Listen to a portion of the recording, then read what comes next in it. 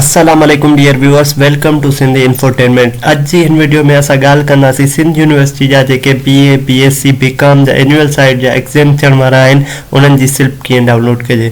उन्हनि जी slip download करण जे लाइ सभिनी खां पहिरियां तव्हांखे annual.usin.edu.pk ते वञिणो पवंदो।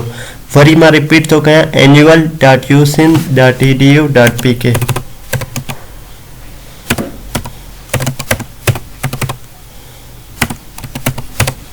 जी तव्हां annual.usin.edu.pk ते वेंदा त तव्हांखे हिन पोर्टल ते खणी ईंदो, University of Sindh affiliated college student portal. हिते तव्हां पंहिंजो CNIC ऐं तव्हां पंहिंजो पासवर्ड लॻाईंदा। जॾहिं तव्हां पंहिंजो पोर्टल क्रिएट कयो त उन वक़्तु तव्हां पंहिंजो CNIC लॻाए ऐं पंहिंजो पासवर्ड क्रिएट कयो हूंदो त उहो तव्हां हिते पंहिंजो CNIC पासवर्ड लॻाईंदा।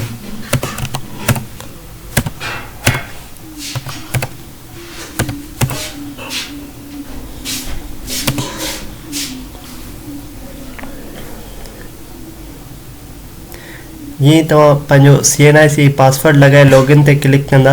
लॉगिन ते क्लिक करण खां पोइ तव्हां वटि पंहिंजो डैशबोर्ड ओपन थी वेंदो ऐं ही slip of BA BCom BSc part 2 and MA part 1 regular failure has been issued जो तव्हांखे ही ऑप्शन ईंदो ऐं click here to download your slip तव्हां हिते क्लिक कंदा। या वरी तव्हां हितां अची एग्ज़ाम मैनेजमेंट जेको आहे हिते एग्ज़ाम सिल्प रिकॉर्ड या हितां वञी सिल्प डाउनलोड कंदा। तव्हां हिते क्लिक कंदा तॾहिं बि हिते अची वेंदो, या हितां एग्ज़ाम सिल्प रिकॉर्ड मां ते वञी क्लिक कंदा तॾहिं तव्हांजी सिल्प अची वेंदी।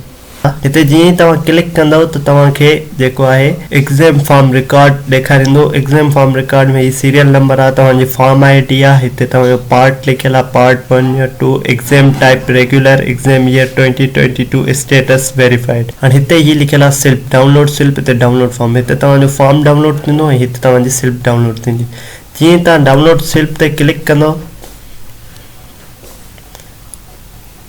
ही तव्हांजी सिल्प डाउनलोड थींदी। सिल्प में मथां तव्हांजी पर्सनल इंफॉर्मेशन हूंदी, जेको आहे सॼी नेम, फादर नेम, सर नेम, ऐं उन खां हेठि जेको आहे तव्हां वटि सब्जेक्ट्स हूंदा। तव्हांखे सब्जेक्ट्स वेरीफाई करणा आहिनि त सब्जेक्ट्स जेको आहे तव्हांजी डिग्री सां रिलेटेड आहिनि, तव्हांजा आहिनि। अगरि तव्हांखे लॻे थो तव्हांजा सब्जेक्ट्स सही न आहिनि त पोइ तव्हां छा कंदा, तव्हांखे यूनिवर्सिटी जी कंडक्ट ब्रांच सां राब्तो करे ऐं पंहिंजा सब्जेक्ट सही कराइणा पवंदा ऐं पोइ तव्हांखे सिल्प री इशू थींदी। अगरि जेकॾहिं तव्हांजा सब्जेक्ट सही आहिनि, हर चीज़ सही आहे त पोइ को मसइलो न आहे। अगरि जेकॾहिं तव्हां फील कयो था तव्हां वटि को मसइलो आहे तव्हांजे सब्जेक्ट्स में त पोइ तव्हांखे जेको आहे यूनिवर्सिटी जी कंडक्ट ब्रांच सां राब्तो करणो पवंदो। ऐं अगरि जेकॾहिं तव्हांखे का करेक्शन कराइणी हूंदी ऐं करेक्शन तव्हांजी थी वेंदी त पोइ उन जी जेका करेक्शन थियल सिल्प न्यू जारी थींदी ऐं उहा सिल्प पोइ तव्हांखे एग्ज़ाम्स में अपीयर थियण जे लाइ खणी वञणी पवंदी। ऐं अगरि कुझु कैंडिडेट्स अहिड़ा आहिनि जिन्हनि जो स्टेटस त वेरीफाइड आहे पर उन्हनि जी सिल्प न पई डाउनलोड थिए, या ही जेको आहे डिसेबल आहे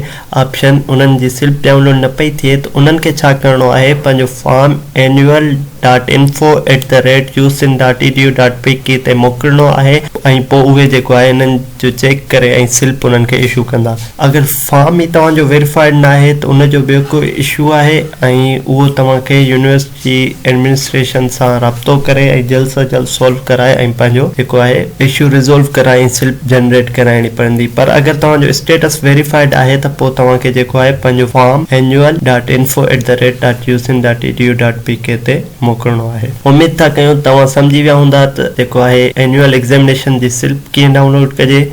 मज़ीद इन्हनि इंफॉर्मेटिव वीडियोज़ जे लाइ असांजे चैनल सिंधी इंफोटेनमेंट खे लाइक कयो ऐं सब्सक्राइब कयो त जीअं असांजी हर अचण वारी वीडियो अव्हां ताईं पहुची सघे। अल्लाह हाफ़िज़।